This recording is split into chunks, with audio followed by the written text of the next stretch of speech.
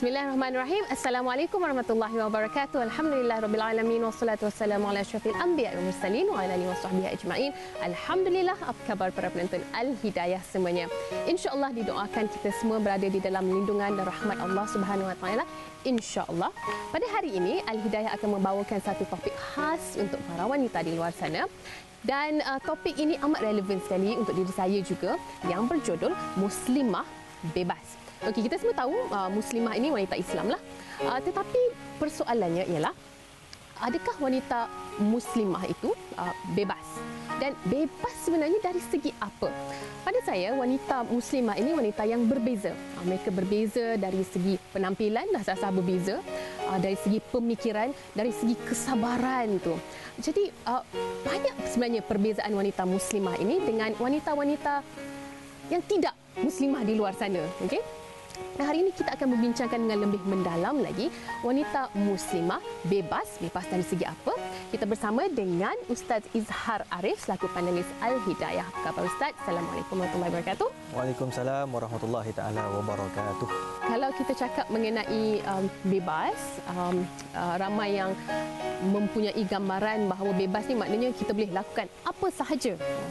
Sedangkan hakikatnya bebas bukanlah bererti sebegitu. Mungkin Ustaz nak memberi sedikit pengertian dan penerangan mengenai wanita muslimah yang bebas. Muslimin, muslimat, para penonton yang dikasihi sekalian, sangat menarik apabila kalau kita melihat kepada tajuk iaitu muslimah bebas, yang mana kalau kita melihat bahawa perempuan itu apabila mengikut ajaran Allah ataupun kita mengikut Islam, seperti mana yang Allah sebut innad dina indallahil Islam, sesungguhnya agama di sisi Allah Subhanahu wa taala itu adalah Islam, maka sesiapa saja, sama ada lelaki ataupun perempuan, kalau lelaki dipanggil muslim, manakala perempuan akan dipanggil muslimah. Jadi muslimah di sini apabila mereka itu ikut segala arahan Allah Ta'ala yang disebut dalam rukun Islam, iaitu sama ada mengucap 2 kalimah syahadah dan dia percaya bahawa mereka ini telah berpegang, telah mewalakkan bahawa Allah Subhanahu Wa Ta'ala adalah Tuhan yang disembah. Okey. Yang kedua, mereka ini tak tinggal semayang, mereka tidak tinggal puasa, tidak tinggal zakat dan tidak pula mengingkari terhadap haji. Jadi kalau 5 perkara ini dilakukan oleh mereka, maka mereka dikira sebagai muslimah. Cuma isu dia dekat sini, apabila seorang muslimah itu dia ada semua kelima-lima perkara ini, cuma mereka banyak melakukan maksiat kepada Allah Subhanahu Wa Taala. Dalam hal ini para ulama antaranya mazhab Syafi'i menganggap mereka ini bukannya kafirah, bukannya orang kafir, tetapi dipanggil fasiqah. Muslimah fasiqah. Ingat muslimah fasiqah, dia tu orang Islam. Cumanya banyak perkara-perkara yang haram yang mereka lakukan. Antara contoh, mereka tak jaga aurat. Okey, tak pakai tudung, tak apa, dia tu seorang Islam, masih seorang muslimah, namun mereka dikategorikan sebagai wanita fasiqah. Ini yang bahaya. Kalau orang lelaki muslim fasik, dalam mazhab Syafi'i dia tak boleh jadi wali. Well, kalau katakan saya ni ada anak perempuan, kalau saya ni tak semayang, saya tak bayar zakat, saya tak ganggu perempuan, ganggu anak dara orang, ganggu mak dara, ganggu mak janda, teruk sangat ustaz apa macam ni kan. Kata contoh macam tu kan. Jadi orang macam ni tak boleh jadi wali kepada anak perempuan dia. Okey, jadi wanita muslim yang dah mengucap tu tetapi dia masih melakukan maksiat, kalau kira tak bersolat tu kira fasik lah Ustaz ya? Ya, betul Wadina. Yang berkaitan tentang orang fasik ni, memang Allah Subhanahu Wa Taala sebut dalam Al-Quran, in ja'akum fasiqun binaba'in fatabayyanu. Apabila datang orang fasik memberikan khabar berita, maka kita kena ambil ataupun kita kena ambil tahu daripada mana sumbernya. Jadi para ulama tafsir, apakah yang dimaksudkan dengan fasik dekat sini? Orang yang menipu, orang yang zalim, orang yang tidak boleh dipercayai, akhlak pun tidak baik. Lepas tu dia pula tak semayang dan macam-macam lagi lah. Semua perkara-perkara yang buruk tu ada pada orang fasik. Maka kita tidak boleh terima. Jadi dalam hal ini, begitu juga macam kita sebagai seorang muslimah, kita kalau sekiranya kita tidak ikut syariat Allah Subhanahu Wa Taala dengan betul, kita nak terlalu bebas, maka ada kalanya kadang-kadang boleh menyebabkan kita dimurkai oleh Allah Subhanahu Wa Taala. Dan ada sebahagian orang pula dia beranggapan bahawa Allah Subhanahu Wa Taala sebut dalam Al-Quran, la ikraha fid din, qad tabayyana rusydu minal ghayy. Tidak ada paksaan dalam agama. Paksaan dalam agama ni kita kena faham. Ayat tu adalah untuk orang bukan Islam. Jadi orang bukan Islam, kalau dia tak nak masuk Islam, itu dia punya pasal lah. Tak bolehlah paksa. Tak boleh paksa. Tapi kalau kita sudah menjadi seorang Muslim, jadi macam tu maknanya kita terpaksalah ikut suruhan Allah. Ya, betul. Saya pula dia mengurusi. Okey. Tapi Ustaz, okey, kalau macam tu, kalau kita kata okey, sekiranya kita ni dah menjadi seorang Muslim, Islam, tapi kita kena paksa pula buat benda-benda ni semua, kita walaupun dia tak nak, kita mana bebasnya? Betul. Apa yang bebas mengenai menjadi seorang Muslim sekiranya kita dipaksa mengikut perkara-perkara ini. Okey, untuk menjawab persoalan ini, kita akan sambung perbincangan selepas ini di dalam Al-Hidayah.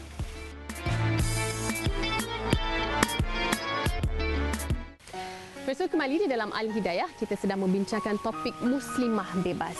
Dan sekiranya kita ini seorang Muslim, seorang Muslimah seperti mana yang telah pun diterangkan oleh Ustaz sebentar tadi, maka kita perlulah mengikut segala suruhan dan perintah Allah. Ini persoalannya timbul. Ada orang yang bertanya, kalau kita dah jadi orang Islam, lepas tu kena paksa buat pula benda-benda ni semua, kena tutup aurat, kena solat, padahal dia rasa dia tak nak. Kita mana bebasnya? Masalahnya pada saya kan Ustaz, orang ini dia belum menyintai perkara-perkara ini. Jadi sebelum kita memaksa mereka melakukan perkara-perkara macam bersolat, tutup aurat, kita perlu memberikan mereka suka. Bila kita suka buat, kita taklah terasa terpaksa. Ustaz nak ulas sikitlah Ustaz. Terima kasih Wardina, para penonton yang dikasihi sekalian. Kalau kita tengok siapakah wanita ataupun muslimah bebas ni sebenarnya? Para ulama dia menjelaskan bahawa yang dimaksudkan dengan muslimah bebas, ya, kata Profesor Dr. Muhammad Baltaji dalam bukunya Al-Muslimah Al-Haqiqiyah. Sangat menarik. Wanita-wanita muslimah yang sebenar. Pertama, wanita itu pertama sekali, dia mestilah seorang muslimah yang taat kepada ibu bapa. Jadi orang perempuan mesti taat kepada ibu bapa, itu baru muslimah yang sebenar. Muslimah bebas daripada sifat-sifat yang tidak baik terhadap ibu bapa. Ini penting, ya. Wabil walidaini ihsana, kena buat baik pada ibu bapa. Yang kedua, ya para penonton sekalian, wanita bebas ataupun muslimah bebas ni mestilah bebas daripada sifat, orang kata apa, sikap suka bergaduh dengan suami, satu hal, ataupun kita kata menderhakai suami. Ini pun kita kena bebas daripada sifat ini. Kalau suami suruh tu, kalau selagi benda tu tidak bercanggah dengan syariat, kena ikut. Tapi kalau suruh buat benda yang haram, itu tak boleh. Sebagai contoh, suami kata jom kita pergi kelab malam, itu tak boleh. Sebab Nabi sebut la ta'ata fi ma'siyatil khaliq. Tidak boleh kita taat pada perkara-perkara yang bercanggah dengan arahan Allah Subhanahu Wa Taala. Manakala yang ketiga, para penonton sekalian, kita ni sendiri, ya, kena bebas daripada sikap suka mengumpat, namam. Orang panggil apa? Suka memburuk-burukkan orang. Sebab Nabi SAW ketika melihat orang-orang yang berada dalam neraka ketika Isra' dan Mi'raj, ya, antara yang Nabi tengok dalam neraka, aksaruhun nisa, kebanyakannya perempuan. Okeylah, kita kata perempuan. Ini diskriminasi. Kenapa Nabi tengok perempuan? Lelaki pun banyak. Ya, tapi dalam hadis ini nak fokus pada orang perempuan. Kenapa perempuan? Sebabnya mungkin sebab mereka ini suka mengumpat. Jadi Jibril alaihissalam menjelaskan kepada Nabi SAW, orang perempuan ini dia suka mengumpat. Dia suka bercakap benda temeh-remeh yang memburuk-burukkan orang. Bukan maksudnya orang lelaki tak buat. Orang lelaki buat juga. Cumanya fokusnya kepada orang perempuan. Orang lelaki pun kalau dengar minta-minta tolonglah. Mestilah Muslim bebas daripada mengumpat. Itu satu. Yang keempat, ya para penonton sekalian, Muslimah ni mesti bebas daripada sifat jahil. Seperti jahil tentang hukum hakam, jahil tentang syariat Allah Ta'ala, jahil tentang ilmu tafsir.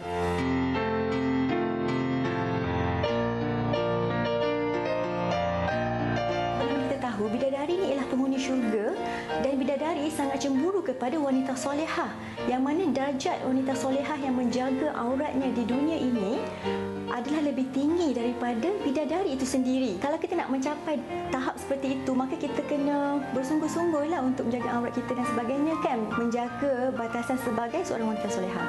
Saya menyediakan tempat perkhidmatan kecantikan kepada para muslimah supaya mereka tidak membuka aurat mereka kepada bukan mahram. Muslimah Spa dan Salon ni ialah untuk menyelesaikan masalah para muslimah yang ingin mengunjungi spa dan salon tetapi tidak selesa untuk mengunjungi spa-spa yang dikendalikan oleh terapis bukan Muslim, apatah lagi fasiliti-fasiliti yang turut dikunjungi oleh pelanggan lelaki. Yang kelima, kita kena bebas daripada segala perkara-perkara yang boleh merosakkan iman. Seperti syirik kepada Allah Subhanahu Wa Taala. Baru-baru ni Ustaz jumpa dengan seorang doktor gigi. Jadi para penonton sekalian, dia kata apa? Antara yang ramai pakai susuk ialah perempuan. Para penonton nak tahu kenapa dia boleh tahu? Sebab kita nak buat pembedahan gigi, dia akan buat X-ray. X-ray kat bahagian muka, dia X-ray. So bila dia X-ray, dia akan tengok ada banyak susuk.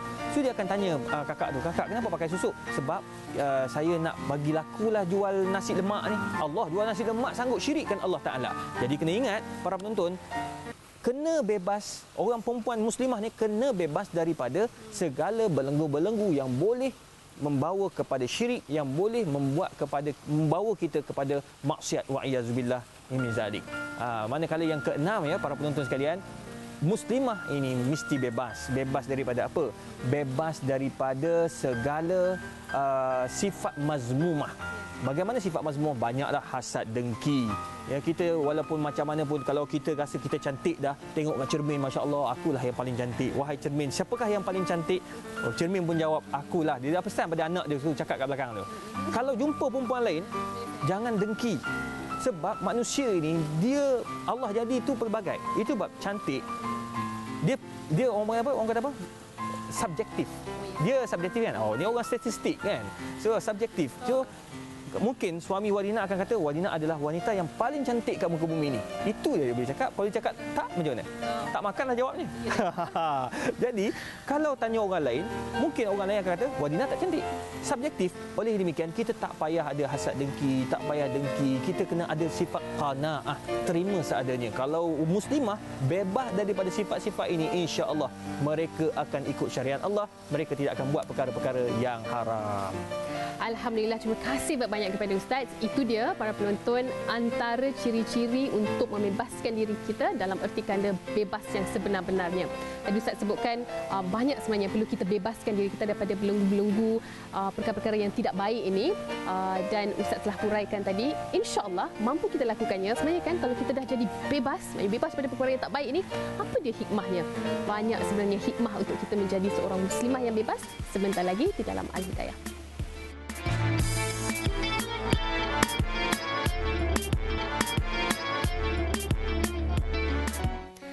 Bertemu kembali dalam Al-Hidayah, para penonton. Tadi telah kita bincangkan mengenai ciri-ciri muslimah yang bebas. Muslimah yang membebaskan diri dia daripada sifat-sifat jahil, membebaskan diri daripada segala dengki, busuk hati, iri hati, membebaskan diri daripada sering bergaduh dengan suami. Banyak tu antara kita tu yang melakukan sedemikian. Jadi marilah kita membebaskan diri kita. Ustaz, apakah ada hikmah bila kita dah berilmu, kita dah bebaskan diri kita daripada segala sifat-sifat ni? Apa antara hikmah-hikmah untuk kita kongsikan dengan muslimah-muslimah di luar sana? Sebenarnya kalau walaupun sukar nak buat perkara ni, tapi bila kita buat, insya-Allah hikmah dia sangat besar. Ustaz bagi kita dorongan, Ustaz, semangat Ustaz. Okey, terima kasih Wardina. Baiklah, kalau dalam hal ni, apakah hikmah? Sangat menarik. Para ulama dia mesti akan membincangkan tentang hikmah atau falsafah di sebalik hukum. Kalau kita belajar fiqh, kenapa kita kena berwuduk, mesti ada hikmahnya. Kenapa kita kena wajib mandi wajib, ada hikmah dia. Semua tu ada hikmah, ada falsafah. Begitu juga dalam hal muslimah bebas. Pertama sekali kita buat dulu yang kebaikan. Apa yang Allah nak bagi itu hak Allah. Kalau Allah bagi baik, alhamdulillah, baik untuk kita. Kalau Allah tak bagi tak baik, itu adalah ujian ke atas kita. So sekarang ni, bila kita bebas daripada segala maksiat, bebas dari segala kemungkaran, insya-Allah Allah akan balas dengan yang terbaik untuk kita. Mungkin dapat suami yang baik, kita akan dapat keluarga yang baik, dapat anak-anak yang baik. Itu yang pertama. Allah telah berjanji dalam surah Muhammad ayat 7, sesiapa yang membantu agama Allah, maka Allah akan membantunya dan mengukuhkan kedudukannya di dunia. So sebab saya buat ni usaha dakwah juga, dan saya yakin Allah akan menolong saya. Yang kedua, kerana saya tahu ramai kawan-kawan saya juga yang seperti saya, yang mencari tempat seperti ini tapi tak dapat. So saya menyediakan sesuatu yang baru yang memang ditunggu-tunggu oleh para muslimah di luar sana. Yang kedua, antara hikmah daripada wanita bebas ini, dia akan bebas daripada segala belenggu-belenggu yang boleh memudaratkan diri mereka. Antaranya, kenapa Islam dia larang kita daripada berpakaian yang tidak senonoh depan khalayak lelaki? Sebab orang perempuan ni risiko dia banyak. Pertama, risikonya dia kalau dia bebas daripada itu, daripada benda-benda yang Islam larang, maka dia akan bebas daripada rogol. Jarang kita tengok orang yang tutup aurat elok, orang yang jaga tingkah laku dia, orang yang jaga pergaulan dia dengan lelaki, dia akan dirogol. Ya, jarang kan? Selalunya orang yang dirogol ni adalah orang yang dia selalu keluar malam, ya, lepas tu dia suka berdua-duaan dengan lelaki. Memang potensi tu untuk dirogol tu ada. Jadi kalau kita bebas daripada segala kemungkaran, insya-Allah ya, orang perempuan tu akan bebas daripada dirogol, bebas daripada zina, bebas daripada anak luar nikah. Islam tak ajar kita bebas sampai memudaratkan kita. Jangan. Jadi oleh demikian, cubalah kita tinggalkan segala perkara-perkara yang Allah Subhanahu Wa Taala larang itu, maka kita akan selamat dunia dan akhirat. Lebih kepada nak beri kebebasan kepada para muslimah untuk mendapatkan rawatan kecantikan dari hujung rambut ke hujung kaki tanpa perlu risau tentang isu privacy, security, penjagaan aurat. Manakala yang ketiga, orang yang bebas daripada segala sifat-sifat mazmumah, ya, sifat-sifat yang boleh menyebabkan kepada fitnah, orang perempuan khususnya dia akan disayangi oleh suami dia. Mereka ini kalau dia taat pada Allah Ta'ala, taat pada syariat Allah, dia tidak akan dibiarkan oleh Allah Ta'ala, ataupun kita katakan suami dia ni akan insya-Allah akan redha terhadap perbuatan dia. Ini bermaksud Allah, Nabi SAW sebut ayyuma imra'atin matat wa zawjuha radin anha dakhalatil jannah. Orang perempuan yang suami dia redha ke atasnya, dia akan masuk dalam syurga Allah Subhanahu Wa Taala. Jadi ini antara hikmahnya. Ustaz, kita ni dah disogokkan dengan pengaruh-pengaruh bebas daripada barat. Jadi kalau mereka bebas, kita pun boleh. Walhal hakikatnya kita mempunyai garis-garis panduan yang sebenarnya sepatutnya menjadikan kita lebih kreatif, lebih inovatif, kan, sebagai seorang Muslim. Itu Ustaz kata. Kita sepatutnya kita dimomokkan, kita mesti diwawarkan ataupun diterapkan dengan kebebasan daripada ideologi barat. Kita sekarang ni, cara kita berhibur, Islam tak larang kita berhibur. Kalau kita nak berhibur, boleh, tetapi ikutlah syariat Allah Ta'ala. Bezakan antara lelaki, bezakan antara tempat duduk perempuan. Maka kalau ini berlaku, insya-Allah, maka tidak akanlah berlaku benda-benda yang tak baik itu. Hatta fashion. Kenapa kita ni tak ada idea sangat ke orang Islam ni? Kita mempunyai pereka fashion Muslim dan Muslimah yang ramai. Kenapa kita tak gunakan mereka itu untuk melahirkan produk-produk ataupun fashion Muslimah yang baik, yang tutup aurat lengkap, tidak terlalu ketat, tidak menonjolkan sana sini, tudung yang cantik, tak salah. Jadi kalau ini kita cuba terapkan kepada masyarakat kita orang Islam, insya-Allah saya pasti ya, orang generasi muda akan datang akan lebih dekat dengan Islam, dan cara hidup mereka kan akan dekat dengan Islam, dan mereka juga akan bebas daripada ideologi barat yang semestinya sentiasa diusahakan oleh mereka untuk diterapkan dalam generasi anak-anak muda kita. Allah Subhanahu Wa Taala sebut dalam Quran, walan tarda ankal yahud walan nasara hatta tattabi'a millatahum. Tengok Allah sebut ni, orang Yahudi ke orang Nasrani ke tidak akan sama-sama redha, tidak akan redha terhadap orang Islam sehinggalah mereka ikut apa yang mereka cuba dakwahkan ke atas orang Islam. Biar orang Islam ni rosak. Itu yang banyak berlaku. Jadi harap-harap kita bebaslah daripada ideologi seperti itu, insya-Allah. Sebab penjajahan fizikal tu bebas dah Ustaz. Tak ada dah yang menjajah kita, tapi dekat dalam ni banyak sangat menjajah. Dan sebagai akhir kata, Al-Hidayah pada hari ini, kita perlu tekankan sekali lagi kepada para muslimah di luar sana, kita tak payah pun ikut diorang. Kita tak perlu jadi seperti mereka, kerana kita bebas dalam erti kata kita sendiri, dan kebebasan mengikut segala perintah Allah itu adalah kebebasan yang tak boleh kita ucapkan dengan kata-kata. Semakin bila kita bersolat, bila kita menutup aurat, sebenarnya itu adalah bebas, membebaskan kita daripada menjadi seperti mereka, dan insya-Allah berbanggalah dengan identiti kita sebagai seorang muslimah. Segala komen dan cadangan boleh anda hantarkan kepada alhidayah@tv3.com.my. Terima kasih lagi kepada Ustaz kerana sudi bersama-sama dengan kami, terus setia bersama dengan kami. InsyaAllah pada minggu hadapan saya akhiri dengan wabillahi taufiq wa hidayah. Wassalamualaikum warahmatullahi wabarakatuh. Bersama kita mencari hidayah Allah, petunjuk jalan menuju kebenaran. Oh muslimah, berbahagialah, kau telah dilahirkannya dengan mulia. Subhanallah, Tuhan telah berkati wanita yang cukup ilmu, rendah hati.